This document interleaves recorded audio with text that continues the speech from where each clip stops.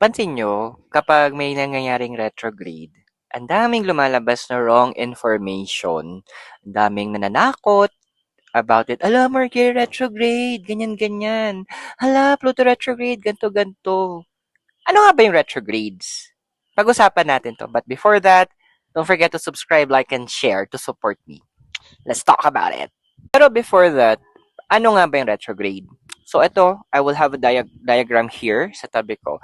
Retrograde kasi, ito yung parang illusion na nakikita natin. Akala natin bumabalik yung planeta, umaatras siya, naglo-loop siya mula sa vantage point or point of view natin mula sa Earth. But in reality, hindi naman. But again, it's just an illusion na nakikita natin. Ang effect ng bawat ng retrograde, meron siyang mga general messages or general effects. Now, magkakaroon to ng specific effects depende kung saan siya nag-retrograde na house. Example, Mercury retrograde in Cancer and Leo. Or sabihin natin, Jupiter retrograde in the house of Taurus. So, doon siya magkakaroon ng effect. Now, saan siya mag-e-effect sa'yo? Titignan mo yung tinatawag nating rising or ascendant mo.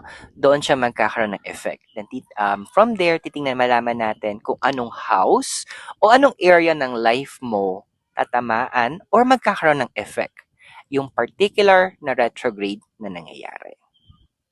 So, since we have how many planets? 1, 2, 3, 4, 5, 6, 7, 8. 8 planets na pwedeng mag-retrograde. Meron silang general advices on each planet on what what you need to do and what not to do during in a retrograde. Simulan natin with yung pinaka-common at pinantatakot ng karamihan, Mercury retrograde. Once nag-retrograde si Mercury, ang kailangan mong gawin dito is you need to review yung life mo. Kumbaga, self-reflection ang magiging atake mo dito. Pati yung plans mo, andoon din. You need to prepare kung ano yung mga, kumbaga, since nag-review ka, at nakita mo may mga kailangan baguhin, yun yung mga kailangan mong pagtuunan ng pansin. And as much as possible, avoid then making big decisions. And hanggat maaari din, if possible, do not make any long travels or even get new gadgets. Kasi ang Mercury is also the planet of technology. Okay, so kung si Venus naman ang nagre-retrograde, so since Venus, it's about money and love, ayan, it's also part kasi the luxury, pleasure. So once it retrogrades, what you need to focus on is about yung pera mo and yung spending habits mo. Baka naman puro ka add to cart. Then you need to double check, kailangan mo pa ba yun? Andoon din you need to start being more social, building your connection with the people or mga taong sabihin natin nawalan ka ng connection with, maybe old friends, family members, time na medyo i-revive din natin to.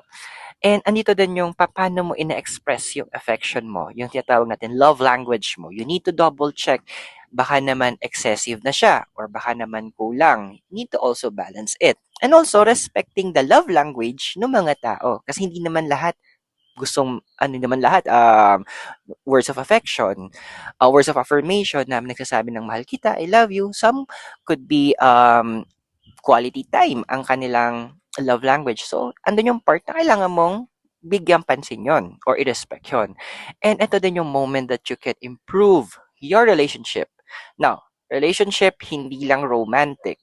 Pwedeng professional, pwedeng platonic, or any form of relationship. Kung si Mars naman ang naka-retrograde, ayan. So medyo ito yung andito na you might feel na medyo lacking yung energy mo. Andoon na parang low bat, yun nga, iba parang yung kanta ni Bruno Mars, sakto 'di ba? Today I don't feel like doing anything. Yan. So andoon din na medyo kailangan nating bantayan yung ating patience and understanding kasi pwedeng magkaroon ng mga outbursts of emotions which can lead to bad things. Ngayon. And andoon na, ito na yung moment na i-address natin yung inner frustrations natin. Ano ba yung mga bagay na masyado natin pinupush yung sarili natin na hindi naman dapat natin pinupush. Then, andun yung self-limiting na natin to respect yung capacity na natin. And, of course, on top of this, kailangan natin ma-develop ang patience. Sabi nga nila, patience is a virtue. Ako feeling ko hindi na. Ano na siya skill na kailangan natin pag-aralan. Kung Jupiter naman ang naka-retrograde, which is the planet of luck and expansion, ayan, so magfo-focus tayo ngayon sa inner growth naman. Kumbaga, how can you make yourself better? How can you grow? Maybe in form of knowledge, in a form of spirituality, so any type of growth yan. And andun din na maganda ring balikan natin yung mga dating ideas natin na during that time na natanggap natin or na-conceive natin yung idea natin na parang hindi pa siya akma. Once nasa retrograde na ng Jupiter, good time yan to revisit. Baka pwede na. Baka andoon yung point na it is applicable.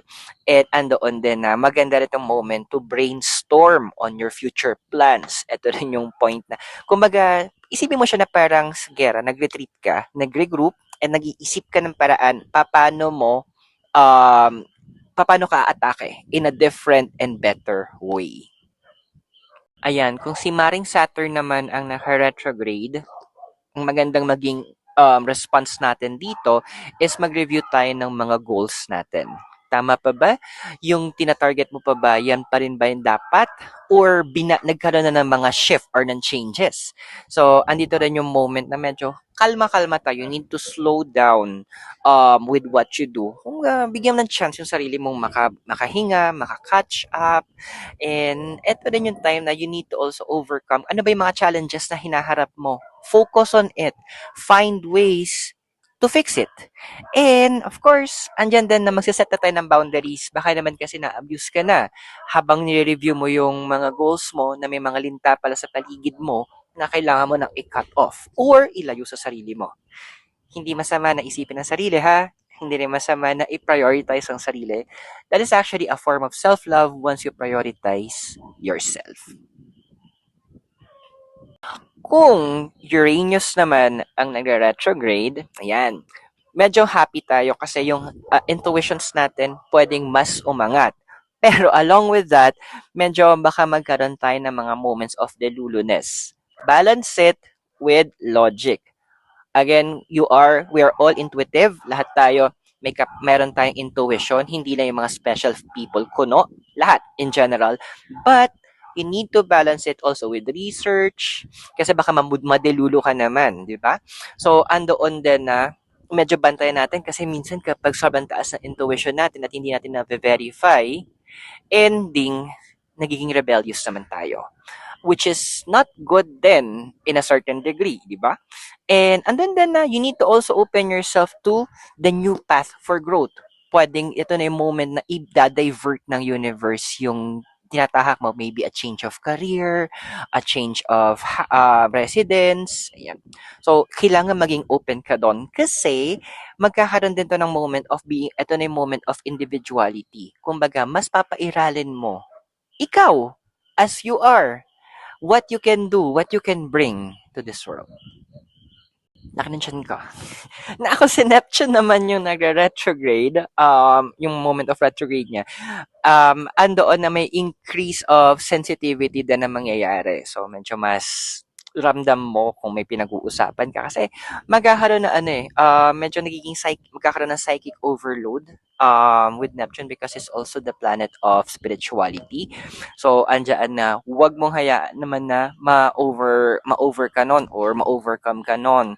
So, andyan, but this what you can do since magkakaroon din ng increase of creativity, increase on that part, pwede mo i-divert doon yung overload mo ng psychic ability. How do you do that? Andun yung moment na you can open yourself maybe, ay, parang gusto ko mag-aral ng tarot cards or parang gusto ko intindihan si astrology or andoon na, why not dive into numerology? Ayan, madaming topics na pwede kang um, puntahan. And mapapansin nyo, during also the Neptune retrograde, madaming magkakaroon ng mga mas clear na dreams, even to the point of lucid dreaming. Ito yung lucid dreaming, ito yung dreams na kung saan nakokontrol mo yung nangyayari. Aware ka at alam mo na nanaginip ka.